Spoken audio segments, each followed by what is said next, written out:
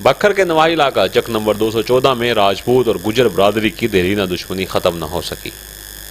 دونوں برادری کے درمیان قتل کا معاملہ چلا آ رہا ہے۔ منگل کے روز 5 مسلح افراد نے فائرنگ کر کے چچا اور بھتیجا کو شدید زخمی کر دیا۔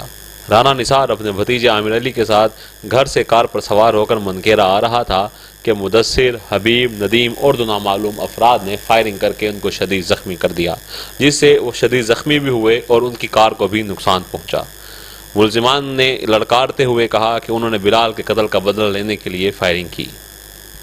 نثار احمد اور عامر علی کو پولیس کے ASI عبدالغفار نے اپنی نگرانی میں ریسکیو 1122 کے ذریعے تحصیل ہیڈ کوارٹر ہسپتال بنگیرا منتقل کر دیا، جہاں انہیں ابتدائی طبی امداد فراہم کی گئی، جبکہ حالت زیادہ بگڑنے پر دونوں زخمیوں کو ڈسٹرکٹ ہیڈ کوارٹر ہسپتال بکھر منتقل کر دیا گیا ہے۔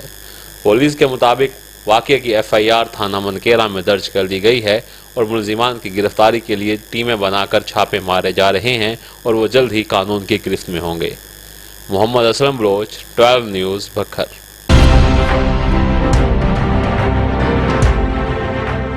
12 نیوز خبر سے